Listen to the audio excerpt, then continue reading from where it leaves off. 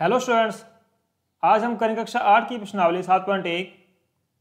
देख इसमें question number 2। इसमें क्या पूछा है, वह सबसे छोटी संख्या ज्ञात कीजिए जिससे निम्नलिखित संख्याओं को गुणा करने पर पूर्ण घन प्राप्त हो जाए। तो संख्या दे रखी है 243। तो सबसे पहले हम इसका अभाज्य गुणनखंड करते हैं। ठीक है, तो देखो संख्या 243 का सबसे पहले अभाज्य गुणनखंड करेंगे। तो ये 3 से होगा, 3 से किया तो 81 पर गया, फिर 3 से हो रहा है तो 27 पर, फिर 3 से होगा 9 पर, फिर 3 से होगा 3 पर और फिर 3 से। ठीक है, अब देखो 243 के अभाज्य गुणनखंड क्या क्या हैं। संख्या 243 के अभाज्य गुणनखंड, तो देखो 3 गुणा 3, 3 गुणा 3 गुणा 3। ठीक है, तो देखो घन में क्या होता है, 3 3 के समूह बनते हैं। तो देखो एक समूह बन रहा है पर दूसरा नहीं बन रहा। देखो हम क्या करें, अगर यहां 3 से गुणा कर दें तो ये पूर्ण घन बन जाएगा। ठीक है, तो देखो यहां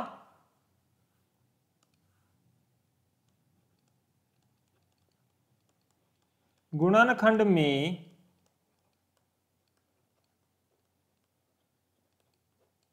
संख्या 3 3 3 के समूहों में नहीं है,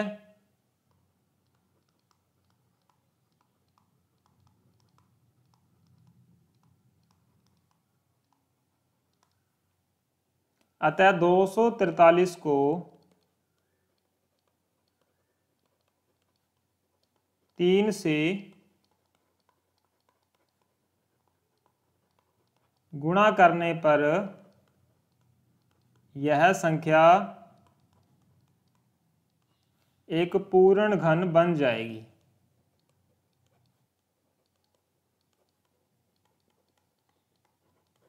ठीक है, अगर हम इस संख्या को 3 से गुणा कर देंगे तो 3 3 के जोड़ों में आ जाएगी संख्या। ठीक है, तो एक पूर्ण घन बन जाएगी। नंबर 2 देखो, इसमें नंबर 2 संख्या 256। तो इसका पहले हम अभाज्य गुणनखंड निकालेंगे। तो संख्या 256 का अभाज्य गुणनखंड निकालेंगे तो देखो ये 2 से हो रहा है, 2 से गया तो 128 पर गया, फिर 2 से होगा तो 64 पर गया, फिर 2 से हो रहा है 32 पर, फिर 2 से हो रहा है 16 पर, फिर 2 से हो रहा है 8 पर, फिर 2 से होगा 4 पर, फिर 2 से होगा 2 पर और फिर 2 से होगा। तो देखो संख्या 256 के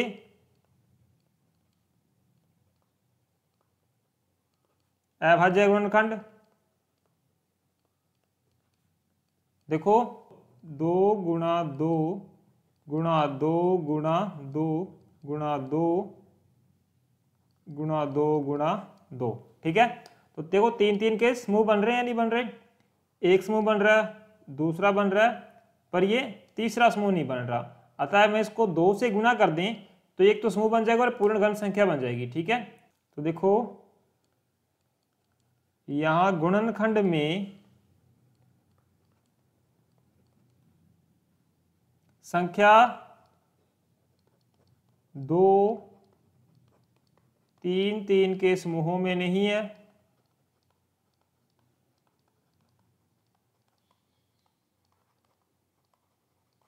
अतः 256 को 2 से गुणा करने पर यह पूर्ण घन बन जाएगी।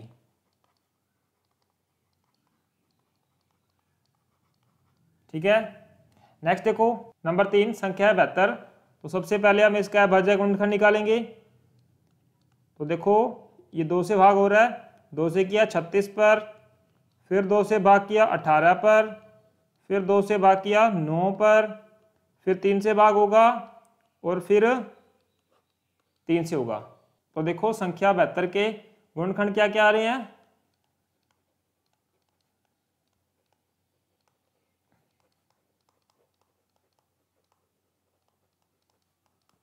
गुणनखंड है 2 गुणा 2 गुणा 2 गुणा 3 गुणा 3। ठीक है, तो देखो इसमें समूह बन रहे हैं, एक समूह बन रहा है बट दूसरा समूह नहीं बन रहा। अगर देखो इसको 3 से गुणा कर दें तो ये पूर्ण घन बन जाएगी और साथ में ये समूह बन जाएगा। तो देखो यहां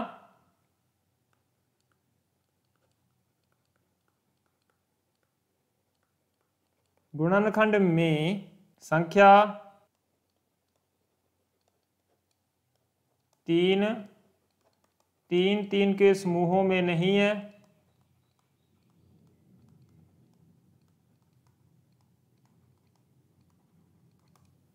अतः बेहतर को 3 से गुणा करने पर यह पूर्ण घन बन जाएगी। ठीक है, नंबर 4 संख्या है 675। तो पहले हम इसका अभाज्य गुणनखंड निकालेंगे। तो 675 गुणनखंड निकालते हैं। तो देखो ये कितने पर जाएगा, तो ये जा रहा है 3 पर, 3 से किया तो ये 225 पर गया, फिर जाएगा ये 3 पर, तो ये कितने पे जा रहा है 75 पर, फिर कितने पर जा रहा है ये, फिर 3 से होगा तो 25 पर, फिर 5 से करना होगा तो 5 से किया तो 5 पर गया और फिर 5 से होगा। तो देखो संख्या 675 के अभाज्य गुणनखंड कौन कौन से आ रहे हैं। तो देखो इसके गुणनखंड बन रहे हैं 3 गुणा 3 गुणा 3 गुणा 5 गुणा 5। ठीक है, तो देखो यहाँ 3 3 के समूह कहाँ बन रहे हैं, तो देखो 3 में समूह बन रहा है पर 5 में समूह नहीं बन रहा, अतः हम इसको 5 से गुणा कर दें तो एक पूर्ण घन संख्या बन जाएगी। ठीक है, तो देखो यहां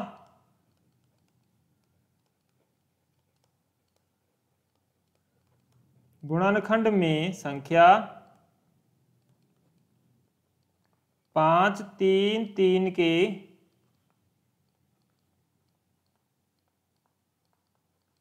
समूहों में नहीं है,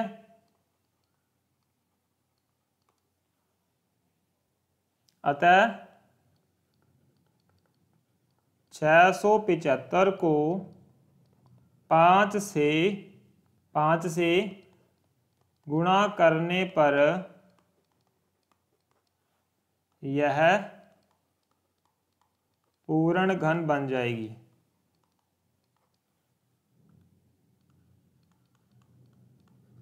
ठीक है, नेक्स्ट देखो, नेक्स्ट है संख्या 100। तो 100 का अभाज्य गुणनखंड निकालते हैं। सबसे पहले 2 से भाग हो रहा है, 2 से किया 50 पर गया, फिर 2 से भाग हो रहा है 25 पर, फिर 5 से भाग होगा और फिर 5 से भाग होगा। ठीक है, देखो संख्या 100 के अभाज्य गुणनखंड कौन कौन से हैं। तो संख्या 100 के अभाज्य गुणनखंड कौन कौन से हैं, 2 गुणा 2 गुणा 5 गुणा 5। तो देखो यहाँ 2 का समूह भी नहीं बन रहा और 5 का समूह भी नहीं बन रहा। देखो अगर हम इसे 2 से और 5 से गुणा कर दें तो एक पूर्ण घन संख्या बन जाएगी। ठीक है, तो देखो यहां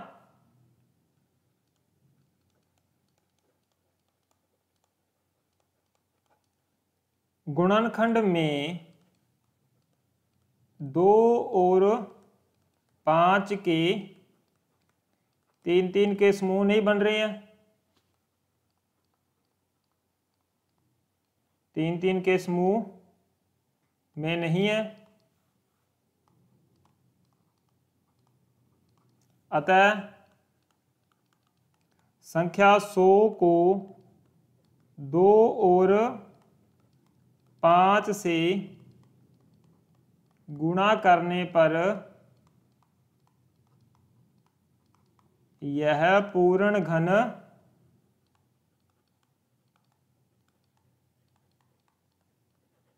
बन जाएगी। ठीक है, इस प्रकार ये क्वेश्चन करने थे। और अगर आपको इस वीडियो से कुछ सीखने को मिला तो आप इस वीडियो को लाइक करें, अपने दोस्तों के साथ शेयर करें और इस चैनल को सब्सक्राइब करें ताकि आगे आने वाली वीडियोस आपको देखने को मिल सके। Thank you.